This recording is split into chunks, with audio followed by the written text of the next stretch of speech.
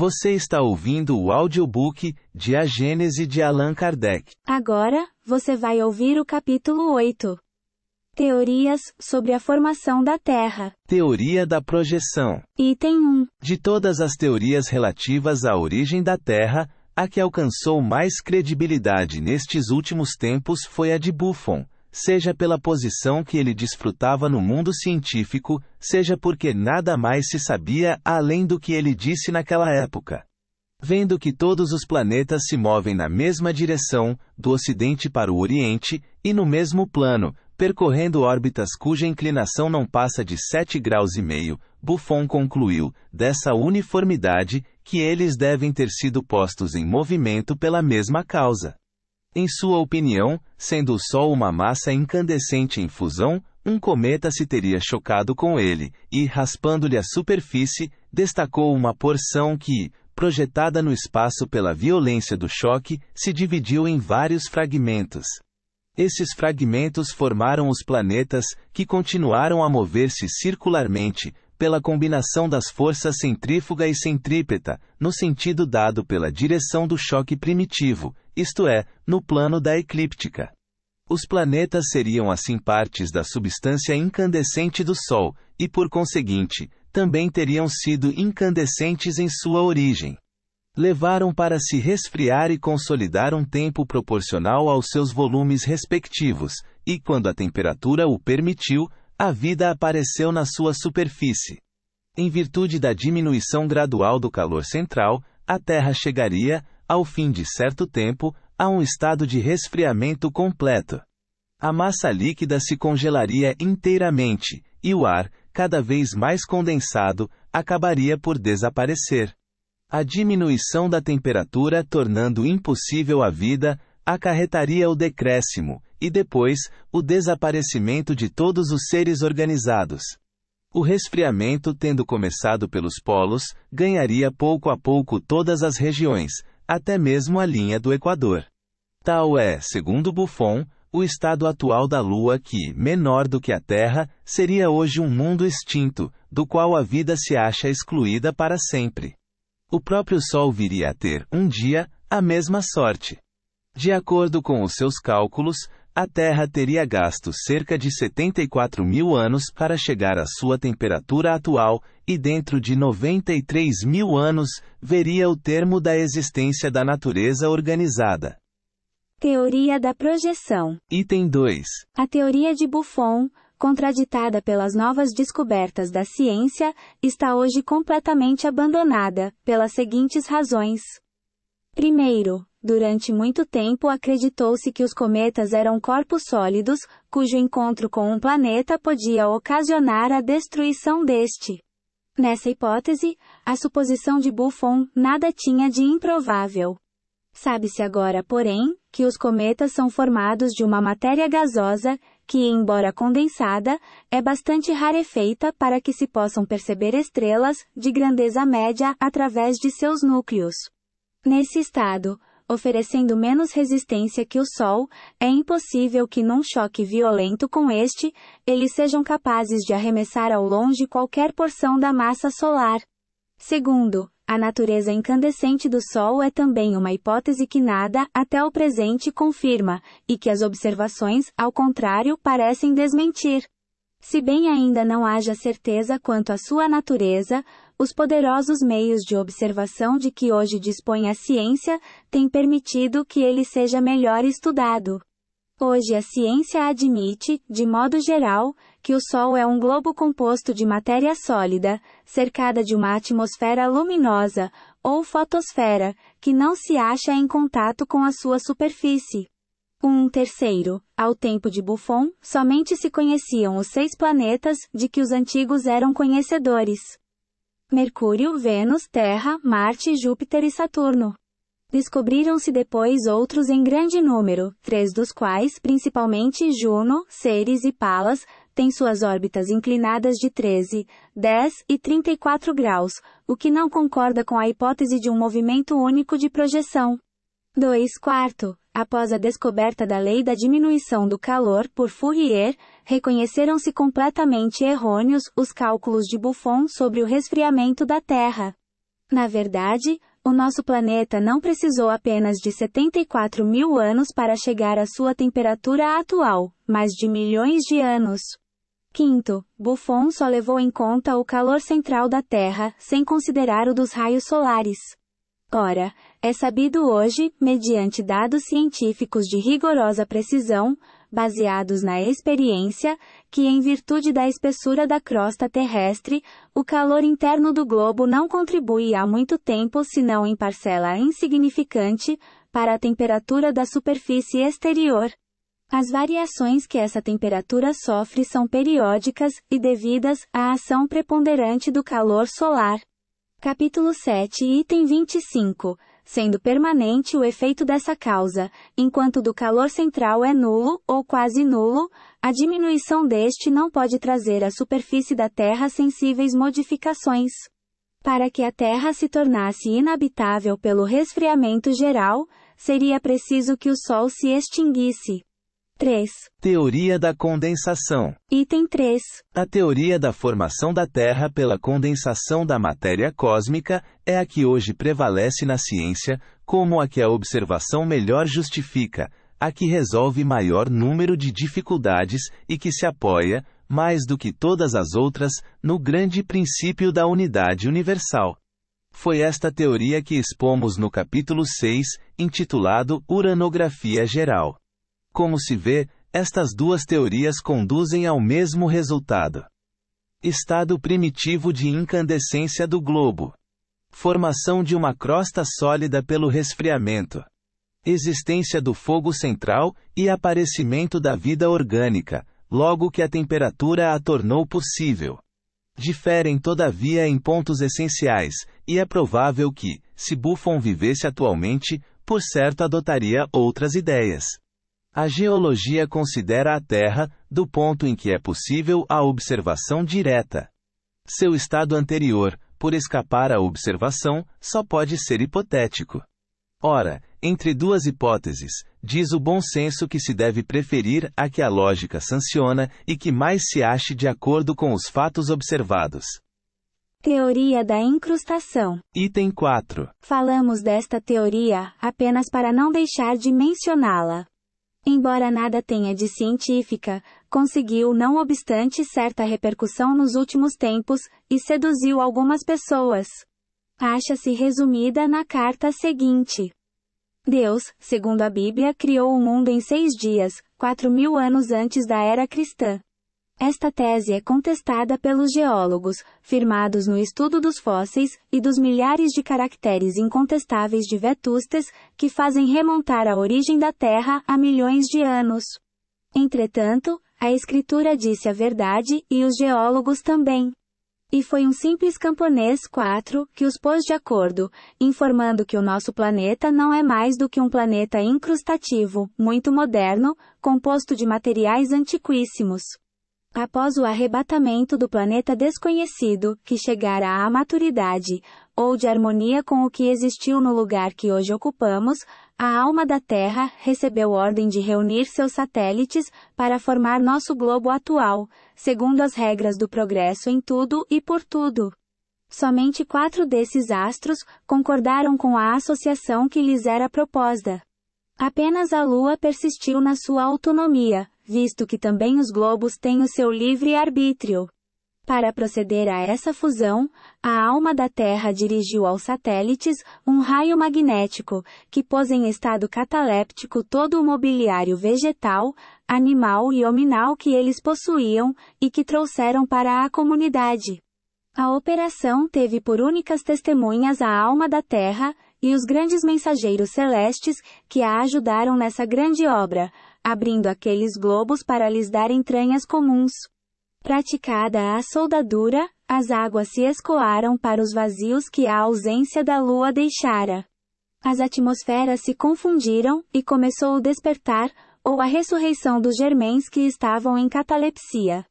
O homem foi o último a ser tirado do estado de hipnotismo, e se viu cercado da luxuriante vegetação do paraíso terrestre, e dos animais que pastavam em paz ao seu derredor.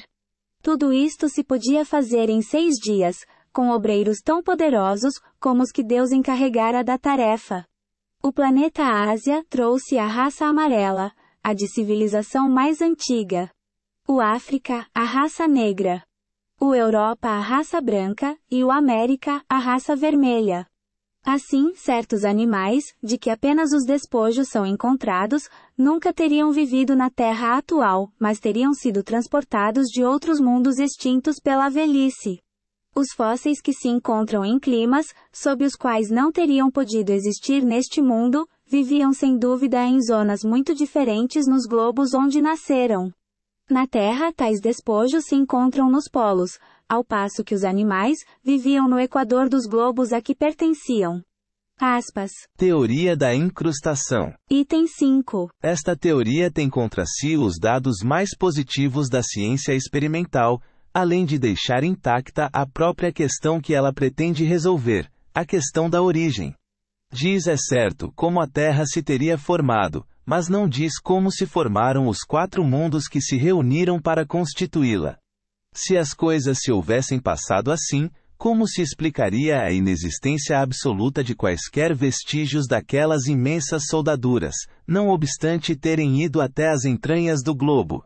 Cada um daqueles mundos, o Ásia, o África, o Europa e o América, que se pretende haverem trazido os materiais que lhes eram próprios, teria uma geologia particular, diferente da dos demais, o que não é exato. Ao contrário, vê-se primeiramente, que o núcleo granítico é uniforme, de composição homogênea em todas as partes do globo, sem solução de continuidade.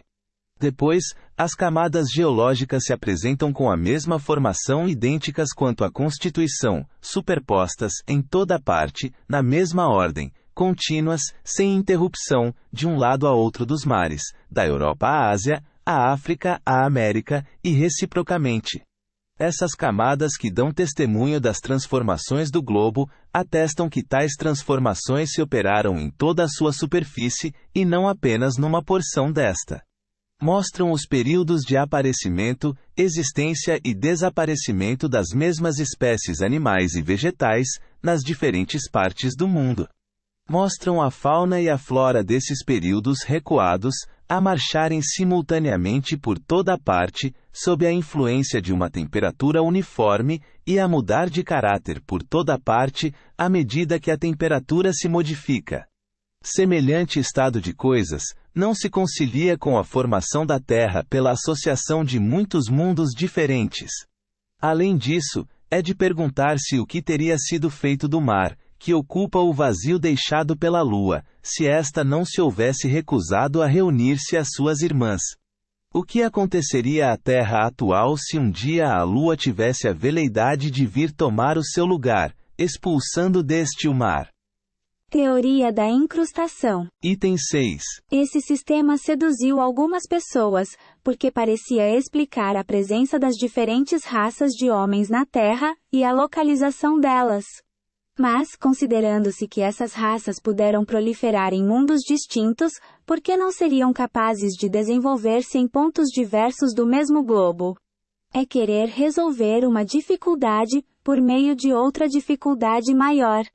Efetivamente, quaisquer que fossem a rapidez e a destreza com que a operação se praticasse, aquela junção não se teria podido realizar sem violentos abalos.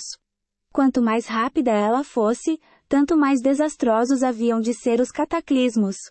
Parece, pois, impossível que seres simplesmente mergulhados em sono cataléptico hajam podido resistir-lhes, para em seguida, despertarem tranquilamente.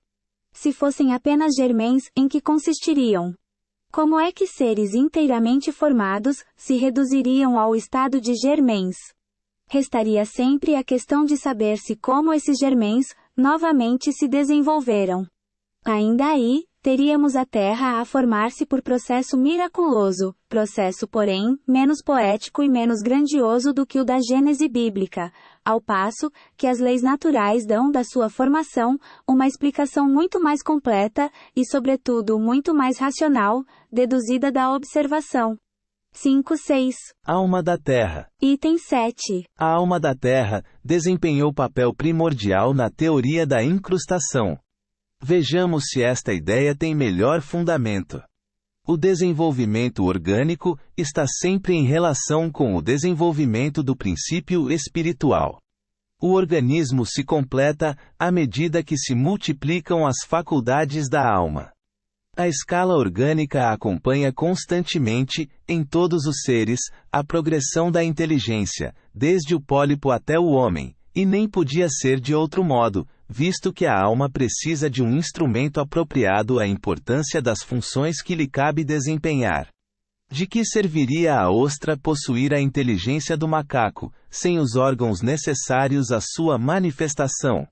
Se, portanto, a Terra fosse um ser animado, servindo de corpo a uma alma especial, essa alma, por efeito mesmo da sua constituição, teria de ser ainda mais rudimentar do que a do pólipo, já que a Terra não tem sequer a vitalidade da planta, ao passo que, pelo papel que atribuíram a essa alma, fizeram dela um ser dotado de razão e do mais completo livre-arbítrio, um espírito superior em suma, o que não é racional, porque espírito algum se achou menos bem aquinhoado, nem mais aprisionado. Ampliada nesse sentido, a ideia da alma da Terra deve então ser arrolada entre as concepções sistemáticas e quiméricas. Por alma da Terra pode-se entender, mais racionalmente, a coletividade dos espíritos encarregados da elaboração e da direção de seus elementos constitutivos, o que já supõe certo grau de desenvolvimento intelectual.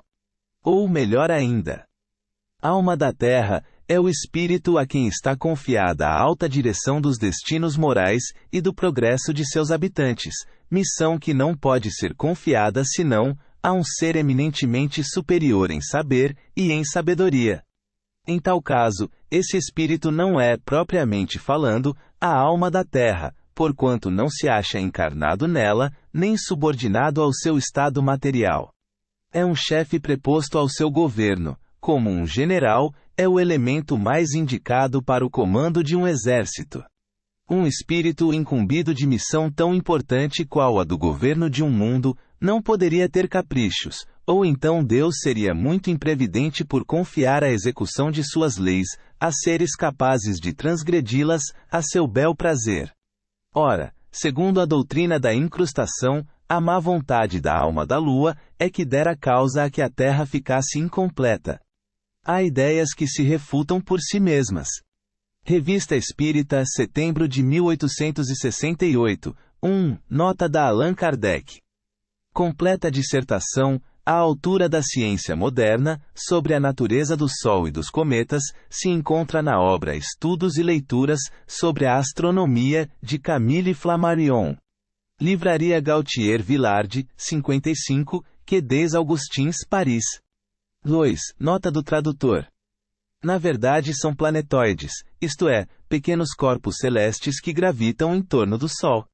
Juno, Ceres e Palas, bem como centenas de outros planetoides, estão localizados entre as órbitas dos planetas Júpiter e Marte. 3. Nota da Allan Kardec.